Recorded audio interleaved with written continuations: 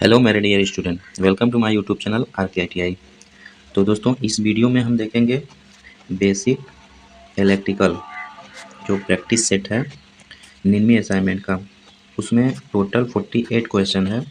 तो उन सभी का हम fully discussion question with answer करेंगे, है ना। तो ये सब क्वेश्चन देखकर आप जरूर मेन एग्ज़ाम जो CBT एग्ज़ाम होने वाला है उसमें जाइएगा और बेहतर प्रदर्शन करिएगा, ठीक है। इस चैप्टर से भी क्वेश्चन आते हैं, तो आप लोग जरूर पूरा वीडियो अच्छे से देखिएगा। तो चलिए देर न करते हुए वीडियो को स्टार्ट करते हैं। क्वेश्चन पहला है, तांबे के परमाणु के तीसरे कक्षा में कितने इलेक्ट्रॉन होते हैं। तो तांबा का जो परमाणु क्रमांक होता है 29 होता है। तो इसका स्ट्रक्चर देखें तो 2 8 18 1 होता है। तो पूछा है तांबे के परमाणु के तीसरे कक्षा में। तीसरे का मतलब ये पहला हो गया, ये दूसरा हो गया, तीसरा हो गया, ये चौथा हो गया। तो यहाँ पे तीसरा पूछा है तो 18 हो जाएगा। ऑप्शन सी सही हो जाएगा। वही पहला पूछता तो 2 हो जाता, दूसरा पूछता 8 हो जाता, चौथा पूछ देता तो 1 हो जाता। तो यहाँ पे तीसरा पूछा है तो राइट आंसर ऑप्शन सी हो जाएगा 18। चलिए अगला क्वेश्चन देखते हैं। अर्धचालक पदार्थ कौन सा है। Eureka, ebonite, मैग्नीन, germanium. तो अर्धचालक पदार्थ जर्मेनियम होता है ना, जिसके बाहरी कक्षा में 4 इलेक्ट्रॉन होते हैं। जर्मेनियम सिलिकॉन मेन रूप से अर्धचालक पदार्थ होता है। ऑप्शन सी राइट है। अगला क्वेश्चन है, नियन ध्रुवता संकेतक का एसी आपूर्ति जांचते समय संकेत क्या होते हैं। यानी what is the indication of neon polarity indicator use for checking AC supply. पहला, बोथ इलेक्ट्रोड विल ग्लो, दोनों इलेक्ट्रोड जलते हैं। दूसरा ऑप्शन है only one electrode will glow, केवल एक इलेक्ट्रोड जलते हैं। तीसरा है दोनों इलेक्ट्रोड चमकते हैं। चौथा है one electrode will glow and another will blinking, यानी एक इलेक्ट्रोड जलेगा और एक दूसरा चमकेगा। तो दोस्तों इसका राइट आंसर ऑप्शन ए हो जाएगा, बोथ इलेक्ट्रोड विल ग्लो, है ना। राइट आंसर ऑप्शन ए हो जाएगा, दोनों इलेक्ट्रोड जलते हैं। चलिए अगला क्वेश्चन देखते हैं। अगला क्वेश्चन है, 500 वाट के लैंप को 5 घंटे जलाने पर विद्युत ऊर्जा की खपत को यूनिट में निकालिए। तो इसका होता है फार्मूला KWH बराबर किलोवाट गुणे आवर बटा 1000, है ना। 1 KWH बराबर किलोवाट बटे आवर बटा 1000, है ना। तो यहाँ पे पी दिया है, किलोवाट का मतलब पी, तो पी का मतलब 500 है। 500 गुणे आवर का मतलब 5 घंटे है, बटा के 1000 कट जाएगा, 5 दूनी 10 यानी 2.5 हो जाएगा। ऑप्शन डी बिल्कुल सही हो जाएगा, है ना। सी बिल्कुल सही हो जाएगा। क्वेश्चन नंबर 5वां है, what is the value of hot resistance of a bulb rated in 100 watt oblique 250 volt. यानी 100 वाट 250 वोल्ट से रेटेड बल्ब के गर्म प्रतिरोध का मान क्या होता है। तो देखिए पी का 3 मान होता है पावर का, पी बराबर VI बराबर V²/R बराबर I²R, है ना। तो सेकेंड वाला लगाएंगे, P बराबर V²/R। यहाँ से हम निकाल लेंगे रेजिस्टेंस का मान, यानी गर्म प्रतिरोध का मान। तो चलिए देखते हैं, P बराबर V²/R या R बराबर V²/P। यहाँ पे वोल्टेज का मान कितना है 250, तो 250 गुणे 250 बटा के P का मान 100 है। तो 2 जीरो से 2 जीरो कट जाएगा, यानी 25 का गुणा 25 में करेंगे तो 625 आ जाएगा। 625 क्या ओम आ जाएगा। तो राइट आंसर ऑप्शन डी हो जाएगा, 625 ओम। चलिए अगला क्वेश्चन देखते हैं। अगला क्वेश्चन है, कौन सा नियम कहता है कि बंद विद्युत परिपथ में लगाया गया वोल्टेज पाथ के योग के बराबर होता है। ओम का नियम, दूसरा लॉ ऑफ रेजिस्टेंस, तीसरा किरचॉफ का नियम, किरचॉफ का पहला नियम, दूसरा किरचॉफ का दूसरा नियम, है ना। तो राइट आंसर ऑप्शन डी हो जाएगा, किरचॉफ का दूसरा नियम जो है कहता है कि बंद विद्युत परिपथ में लगाया गया वोल्टेज वोल्टा पाथ के योग के बराबर होता है ना। ऑप्शन डी सही हो जाएगा। अगला क्वेश्चन देखते हैं, 200 वाट ऑब्लिक 250 240 के दो लैंप 240 के आपूर्ति से श्रेणी में जुड़े हुए हैं, तो कुल शक्ति ज्ञात करिए, है ना। जैसे दो लैंप है, ये जो इसका दोनों लैंप का रेटिंग है 200 वाट ऑब्लिक 240 वोल्ट है और 240 वोल्ट के ही सप्लाई से जुड़े हुए हैं, है ना। इसका जो फार्मूला होता है, देखिए श्रेणी में अगर जुड़ा रहता है दो समान लैंप तो उसके लिए पावर का फार्मूला होता है P इक्विवेलेंट P1 P2 बटा P1 प्लस P2, है ना। इस तरह रहता है, तो इसका मान रख देंगे P1 P2, यानी P1 बराबर 200 है, 200 गुणे 200 बटा के P1 प्लस P2, यानी 200 प्लस 200 400 हो जाएगा। 2 शून्य से 2 शून्य कट देंगे, हो जाएगा 2 दूनी 400, यानी 400 वाट हो जाएगा। ऑप्शन डी बिल्कुल सही हो जाएगा। यही समांतर में अगर पूछता, दो लैंप समांतर में जुड़े होते हैं तो P इक्विवेलेंट हो जाता P1 प्लस P2, यानी दोनों जुड़ जाता, है ना। तो इस क्वेश्चन का जो राइट आंसर ऑप्शन डी हो जाएगा 400 ओम, है ना। चलिए अगला क्वेश्चन देखते हैं। अगला क्वेश्चन है, यदि तीन प्रतिरोध R1 R2 R3 समांतर परपथ में जुड़े हों तो कुल प्रतिरोध ज्ञात करिए, है ना। तो अगर समांतर में जुड़े होते हैं तो क्या होता है 1/RT बराबर 1/R1 1/R2 और 1/R3, है ना। वहीं बात करें अगर श्रेणी क्रम में जुड़े होते हैं तो RT बराबर R1 plus R2 plus R3 हो जाता है। तो समांतर में जुड़े हैं तो ए होना चाहिए, तो ऑप्शन आपका जो डी है वह बिल्कुल सही हो जाएगा, है ना। 1/R1 plus 1/R2 plus 1/R3, है ना। उसको ऐसे भी लिख सकते हैं या इस फॉर्म में भी लिख सकते हैं, तो ऑप्शन डी आपका बिल्कुल सही हो जाएगा। चलिए अगला क्वेश्चन देखते हैं। क्वेश्चन है, ओम मीटर का पाठ्यांक खुले हुए R2 प्रतिरोध पर क्या होगा, यानी कि R2 प्रतिरोध है, R2 प्रतिरोध पे ओम का पाठ्यांक क्या होगा।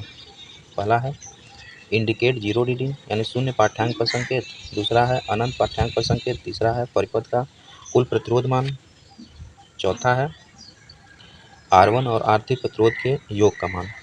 तो दोस्तों राइट आंसर ऑप्शन बी हो जाएगा, इंडिकेट इनफाइनाइट रेजिस्टेंस, अनंत पाठ्यांक पर संकेत देगा, है ना। ये जो R2 प्रतिरोध जो है अनंत पाठ्यांक पर संकेत देगा, इनफाइनाइट पाठ्यांक पर संकेत देगा। ऑप्शन बी बिल्कुल सही हो जाएगा। अगला क्वेश्चन है, किसी चालक के प्रतिरोध में क्या परिवर्तन होगा यदि उसमें व्यास को 2 गुना कर दिया जाता है ना। किसी चालक के प्रतिरोध में, तो एक लॉ ऑफ रेजिस्टेंस का फार्मूला होता है R बराबर रो L बटे A, है ना। इसी पे हम सब फिर बैठा कर देख लेते हैं कौन किसे कितना गुना होता है कितना नहीं होता है। ये रेजिस्टेंस का फार्मूला होता है लॉ ऑफ रेजिस्टेंस का, आप इसे अच्छी से याद रख लेंगे। तो 10 नंबर का जो राइट आंसर ऑप्शन बी हो जाएगा, डिक्रीज टू 4 टाइम्स, है ना। यानी यदि उसके व्यास को 2 गुना कर दिया जाता है तो ये हो जाता है decrease to 4 time. Option B बिल्कुल सही हो जाएगा। अगला क्वेश्चन है, प्रतिरोध का क्या नाम है। ये जो प्रतिरोध दिखाया गया इसका क्या नाम है, metal film resistance, wire bound resistance, carbon film resistance, या चौथा है कार्बन कंपोजिशन रेजिस्टेंस। तो दोस्तों इस क्वेश्चन का जो राइट आंसर ऑप्शन बी हो जाएगा, वायर बाउंड रेजिस्टेंस, है ना। तार बंधे हुए प्रतिरोध होता है, ये हर आपके लैब में मिलेगा देखने को, wire bound resistance. Option B बिल्कुल सही हो जाएगा। अगला क्वेश्चन देखते हैं, विधि के द्वारा प्रतिरोध का मान बताएं। तो एक कलर कोडिंग से है ना, दिया है रेड दे दिया है और ब्लू दे दिया है, ऑरेंज दे दिया है और सिल्वर दे दिया है। तो सिल्वर का जानते हैं प्लस माइनस 10% होता है। वही बात करें गोल्ड, गोल्ड का प्लस माइनस 5% होता है, तो 5% वाला काट देंगे, बचा 10%। तो रेड का क्या होता है, देखिए हम बताए थे बी रॉय, है ना, बी से ब्लैक और ब्लू से बी से ब्राउन, आर से रेड, ओ से ऑरेंज, ए से येलो, है ना। फिर उसके बाद आता है great, Britain, very good wife, है ना, येलो हो गया। फिर उसके बाद ग्रीन हो गया, फिर ब्लू हो गया। तो 1 2 3 4 5 6 हो जाएगा, यानी ब्लू का 6 होता है, रेड का क्या हो जाएगा 2 हो जाएगा, है ना। तो इससे देखें तो 2 6 गुणे आपका ऑरेंज है, ऑरेंज का मल्टीप्लायर 3 होता है, 10 पावर 3 प्लस माइनस 10%। तो ऑप्शन आपका बी बिल्कुल सही हो जाएगा। दोस्तों इसका एक हम सेपरेट वीडियो लेकर आएंगे कलर कोडिंग का, है ना। तो इस सीरीज में जो क्वेश्चन में फिलहाल इतना आप समझिए कि रंग कूट के माध्यम से कैसे सोल्व होता है ना। तो ऑप्शन बी इसका सही हो जाएगा। चलिए अगला क्वेश्चन देखते हैं। ओम मीटर का अरेखीय क्रम में क्यों समंजित किया जा सकता है ना। Why the ohm meter is graduated with non linear scale. पहला है वोल्टेज प्रतिरोध के समानुपाती होता है, दूसरा धारा प्रतिरोध के व्युत्क्रमानुपाती होती है, तीसरा प्रतिरोध धारा के वर्ग के व्युत्क्रमानुपाती होती है, या चौथा वोल्टेज धारा के वर्ग के समानुपाती होता है ना। तो राइट आंसर ऑप्शन बी हो जाएगा, जो धारा होती है प्रतिरोध के व्युत्क्रमानुपाती होती है ना। धारा जो है प्रतिरोध के व्युत्क्रमानुपाती होती है। ऑप्शन बी आपका बिल्कुल सही हो जाएगा। चलिए अगला क्वेश्चन देखते हैं। व्हीटस्टोन ब्रिज की संतुलन की अवस्था में अज्ञात प्रतिरोध RDC का मान ज्ञात कीजिए, जबकि PAB 500 ओम, QBC 300 ओम, SAO 15 ओम है। तो व्हीटस्टोन ब्रिज से है, तो हम जानते हैं जब संतुलन में रहता है ब्रिज तो यहाँ पे शून्य धारा प्रवाहित होती है, कोई धारा प्रवाहित नहीं होती है। तो ऑलरेडी यह संतुलन की अवस्था में पहले ही बता चुका है क्वेश्चन में, तो हम निकाल देंगे। देखिए निकालने का फॉर्मूला होता है यहाँ से क्रॉस मतलब सामने सामना एक तरफ रहता है, तो PAB गुणे RDC बराबर QBC इंटू BAD हो जाएगा, है ना। एक और होता है जैसे P/Q बराबर R/S। सिंपल, अगर दिया है तो, अगर नहीं दिया है तो आप आँख मूंद के इसके सामने सामने का एक कर दीजिएगा, यानी इसका गुणा और इसका गुणा। तो यहाँ पे देखेंगे PAB दे दिया है 500 दे दिया है। उसके बाद RDC ज्ञात करना है, बराबर QBC दे दिया है 300 गुणे SAO दिया है 15। तो काट लेंगे, RDC बराबर हो जाएगा 300 गुणे 15 बटा के 500। 200 कैंसिल हो जाएगा और 5 3 15 हो जाएगा, 3 3 के 9 ओम आ जाएगा, है ना। तो राइट आंसर ऑप्शन बी हो जाएगा इसका, है ना, याद रखेंगे। अगला क्वेश्चन है, किस पदार्थ में ऋणात्मक तापमान गुणांक का गुण होता है। तो जितना भी मेटल होता है हमारा वह पॉजिटिव टेम्परेचर कोफिशिएंट होता है, यानी गुणांक होता है, और जो नॉन मेटल होता है यानी इंसुलेटर होता है उसमें नेगेटिव टेम्परेचर गुणांक होता है। तो देखेंगे माइका, यूरेका, कॉपर, मैग्नीन। तो मैग्नीन भी ये मेटल है, कॉपर भी मेटल है, यूरेका भी मेटल है। तो यहाँ पे माइका जो है नॉन मेटल है, कुचालक पदार्थ है, इसलिए इसका राइट आंसर ऑप्शन ए हो जाएगा, है ना। तो ए राइट आंसर हो जाएगा माइका, अभ्रक। चलिए अगला क्वेश्चन देखते हैं।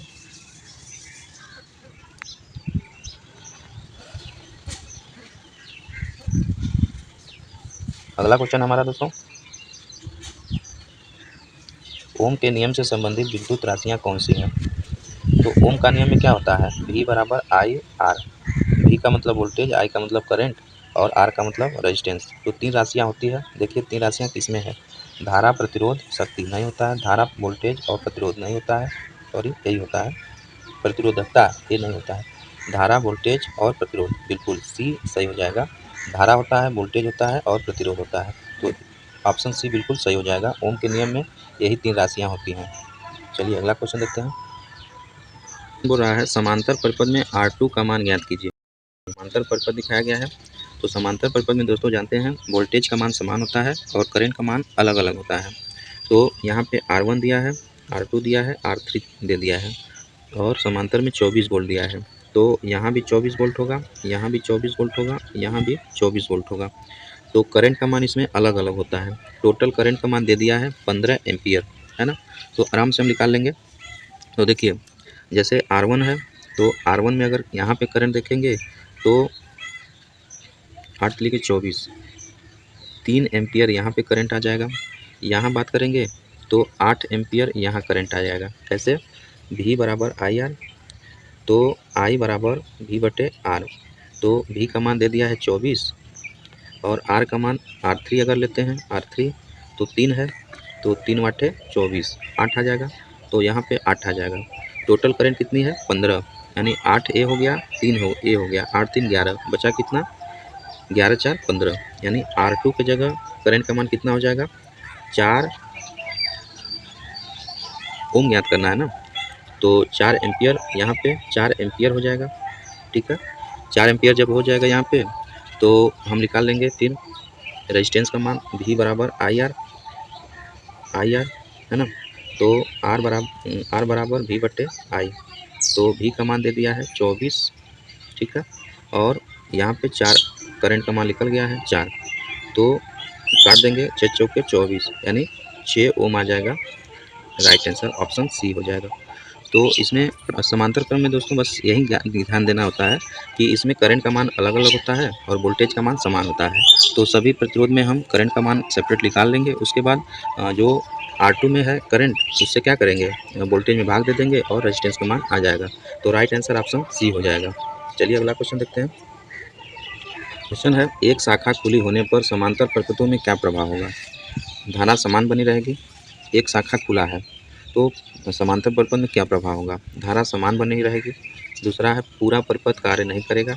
तीसरा है उस शाखा में धारा नहीं बहेगी। और चौथा है खुली शाखा में वोल्टेज पाथ बढ़ जाएगा। तो दोस्तों राइट आंसर ऑप्शन सी हो जाएगा, only no current will flow in that branch. उस शाखा में धारा नहीं बहेगी, है ना। जैसे ऑप्शन सी आपका बिल्कुल सही हो जाएगा। चलिए अगला क्वेश्चन देखते हैं। प्रतिरोधकता की इकाई क्या होती है। प्रतिरोधकता यानी रो का मान होता है ओम पर मीटर, है ना। तो ऑप्शन ओम मीटर होता है। ऑप्शन सी सही हो जाता है। R बराबर रो L/A होता है। तो रो का मान पूछा है प्रतिरोधकता, रेजिस्टिविटी। ठीक है, तो इसका मान ओम मीटर होता है ना। हम चाहेंगे तो निकाल भी सकते हैं। ठीक है, तो इसका मात्रक ओम मीटर हो जाएगा। चलिए थ्योरी के क्लास में अच्छे से हम इसे निकाल कर आपको दिखाएंगे। अगला क्वेश्चन है, सर्किट ब्रेकरों में आर्क समान सुरक्षा के लिए किस प्रकार के प्रतिरोध का उपयोग किया जाता है। बैरिस्टर, दूसरा सेंसिस्टर, तीसरा थर्मिस्टर, तीसरा LDR लाइव डिपेंडेंट रजिस्टर। तो दोस्तों राइट आंसर ऑप्शन ए हो जाएगा, बैरिस्टर का प्रयोग करते हैं ब्रेकरों में आर्क समन के लिए, है ना। चलिए अगला क्वेश्चन देखते हैं। फिर से कलर कोडिंग वाला क्वेश्चन आ गया। रंग कूट विधि के द्वारा प्रतिरोध का मान बताइए।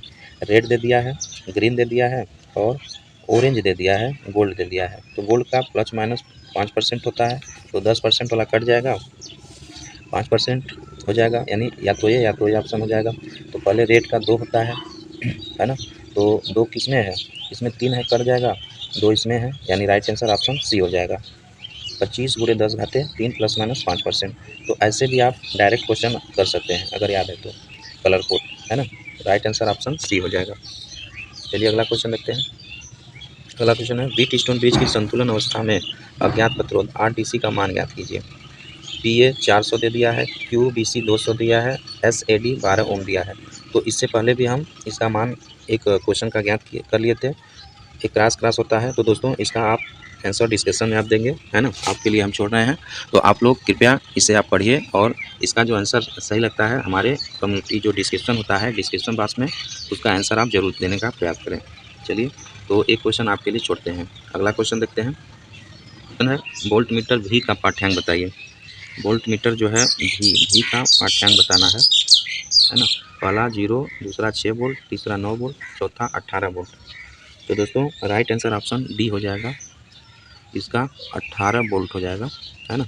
ये बहुत छोटा छोटा दिया है, ये समझ में कुछ नहीं आ रहा है, तो आप इसका आंसर याद रखेंगे। अगर क्वेश्चन ऐसा फिगर दिखाई दे दिया आपके एग्जाम हॉल में तो इसका राइट आंसर ऑप्शन कौन मार देंगे, डी मार देंगे, 18 वोल्ट, है ना। चलिए आगे लिखते हैं। अगला क्वेश्चन है, श्रेणी परिपथ का क्या उपयोग होता है।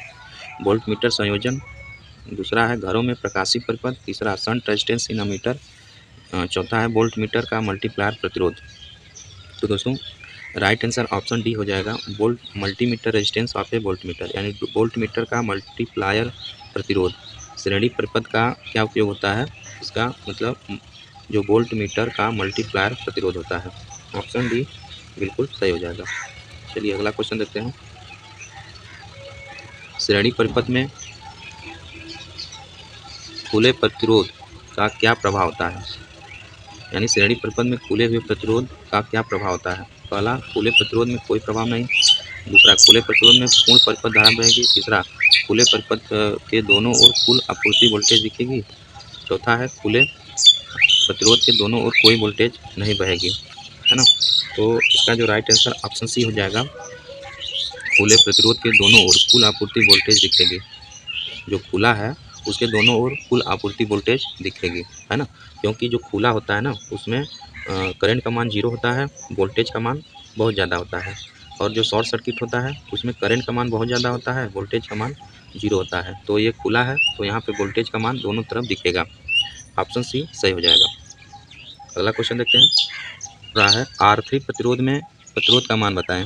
तो देखिए एक क्वेश्चन इससे पहले अभी जस्ट किए हैं, इसके बाद फिर आ गया।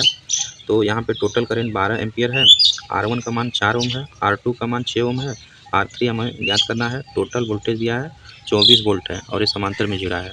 तो 4 ओम वाले में यहाँ पे आपका कितना करंट आ जाएगा, 6 चौके 24, 6 एम्पियर यहाँ आ जाएगा और यहाँ 4 एम्पियर आ जाएगा। तो 6 4 10, टोटल 12 एम्पियर है। तो यहाँ कितना बचेगा, 2 एम्पियर बच जाएगा। तो मान रख देंगे V बराबर IR, तो R बराबर V बटा I। तो V का मान टोटल 24 है, I का मान 2 है, यानी R3 का मान ज्ञात कर रहे हैं ना। तो यहाँ पे 2 हो जाएगा, तो कट जाएगा, 12 वोल्ट हो जाएगा, सॉरी 12 ओम हो जाएगा। तो राइट आंसर 12 ओम, है ना। चलिए अगला क्वेश्चन देखते हैं, परिपथ का क्या प्रभाव होगा यदि AB को लघुपतित कर दिया जाए, है ना। परिपथ को अगर शॉर्ट कर दिया जाए तो क्या प्रभाव होगा, AB को शॉर्ट कर दिया जाए तो। पहला, प्रतिरोध परिपथ प्रतिरोध शून्य हो जाएगा। दूसरा, सभी शाखाओं में समान धारा बहेगी। तीसरा है, प्रत्येक शाखा में आपूर्ति वोल्टेज रहेगा। चौथा है, कुल परिपथ धारा प्रत्येक शाखा धारा के समान रहेगी। तो राइट आंसर ऑप्शन ए हो जाएगा, परिपथ प्रतिरोध शून्य हो जाएगा, यानी circuit resistance will be 0। Circuit resistance जो होता है वह 0 हो जाएगा। ऑप्शन ए बिल्कुल सही हो जाएगा। अगला क्वेश्चन देखते हैं, यदि तापमान में वृद्धि के साथ इसका प्रतिरोध मान बढ़ता है तो प्रतिरोध का नाम बताएं। Barrister, transistor, thermistor, LDR। तो दोस्तों राइट आंसर ऑप्शन बी हो जाएगा। ट्रांजिस्टर जो होता है, तापमान में वृद्धि होती है तो प्रतिरोध का मान बढ़ता है ना। तो ऑप्शन बी सही हो जाएगा, ट्रांजिस्टर। चलिए अगला क्वेश्चन देखते हैं, Q विद्युत मात्रा का सूत्र है। Q माने बेस होता है, Q बराबर IT होता है। I का मतलब करंट, T का मतलब टाइम। तो 4 ऑप्शन में से देख लेते हैं। तो ऑप्शन ए बिल्कुल सही हो जाएगा, धारा गुणे समय, यानी Q बराबर IT होता है, इसी का फार्मूला बताया है ना। इसका मतलब आवेश होता है या एम्पियर सेकेंड होता है। ऑप्शन ए सही हो जाएगा। अगला क्वेश्चन है, चालकता की इकाई क्या होती है। What is the unit of conductance, है ना। महो, ओम, ओम मीटर, ओम पर मीटर। तो दोस्तों राइट आंसर ऑप्शन ए हो जाएगा। चालकता का जो कंडक्टेंस होता है G बराबर 1/R होता है ना। तो इसका मतलब महो होता है या ओम इनवर्स होता है ना। राइट आंसर ऑप्शन ए हो जाएगा, महो। चलिए अगला क्वेश्चन देखते हैं, ओम प्रति सेंटीग्रेड पर डिग्री सेंटीग्रेड में प्रतिरोध में परिवर्तन को कौन सा परिभाषित करता है। Temperature effect, law of temperature, temperature constant, temperature coefficient. तो राइट आंसर ऑप्शन डी हो जाएगा, टेम्परेचर कोफिशिएंट जो है परिभाषित करता है। टेम्परेचर कोफिशिएंट का जो यूनिट होता है पर डिग्री सेंटीग्रेड होता है ना, पर डिग्री सेंटीग्रेड होता है। तो राइट आंसर ऑप्शन डी हो जाएगा, टेम्परेचर कोफिशिएंट। चलिए अगला क्वेश्चन देखते हैं, बैटरी की ध्रुवता जांचने के लिए किस प्रकार का मीटर प्रयोग किया जाता है। Moving iron meter, moving coil meter, जी मूविंग आयरन वोल्ट मीटर। चौथा है डायनमोमीटर टाइप वोल्ट मीटर। तो दोस्तों इसका राइट आंसर ऑप्शन बी हो जाएगा, moving coil volt meter. Moving coil volt meter के द्वारा हम बैटरी की पोलरिटी का जांच करते हैं। चलिए अगला क्वेश्चन देखते हैं, श्रेणी परिपथ में R2 में वोल्टेज का मान ज्ञात कीजिए, है ना। R1 दिया है 100 ओम, R2 दिया है 300 ओम, 200 ओम दिया है, R3 दे दिया है 300 ओम, R4 दिया है 400 ओम, है ना। और वोल्ट का मान दिया है, वोल्ट का मान दे दिया है 50 वोल्ट है।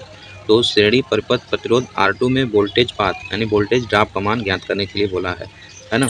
तो मान ज्ञात कर लीजिए, ज्ञात कर लेंगे।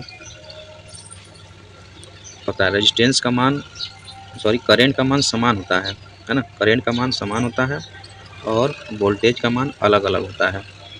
तो अगर वोल्टेज ड्रॉप R2 में ज्ञात करना है तो क्या करेंगे, पूरा हम सर्किट का पहले करंट का मान ज्ञात कर लेंगे। तो यहाँ पे करंट का मान ज्ञात करने के लिए क्या करेंगे, सभी रेजिस्टेंस को हम जोड़ लेंगे। तो 100 2 300 इधर हो गया, 3 3 600 हो गया, 400 यानी 1000 हो गया। वोल्टेज आपका 50 है तो I बराबर V/R 50/1000 करेंगे, कट जाएगा यानी 0.05 एम्पियर आ जाएगा टोटल सर्किट का करंट। तो हमें वोल्टेज ड्रॉप R2 में ज्ञात करना है।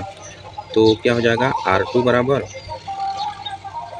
R2 में वोल्टेज ड्रॉप ज्ञात करना है तो V2 बराबर, क्योंकि इसमें श्रेणी क्रम है तो अलग अलग होता है, यहाँ पे कुछ अलग होगा, यहाँ पे कुछ अलग होगा। तो V2 बराबर I2 R2। तो I2 का मान क्या है, I2 का मान क्या है 0.05 और R2 का मान क्या है 200। तो या इसे सोल्व करेंगे तो 10 वोल्ट आ जाएगा, यानी राइट आंसर ऑप्शन बी आ जाएगा, है ना। तो श्रेणी क्रम में R2 रेजिस्टेंस में वोल्टेज पाथ का मान 10 वोल्ट हो जाएगा, ऑप्शन बी बिल्कुल सही हो जाएगा।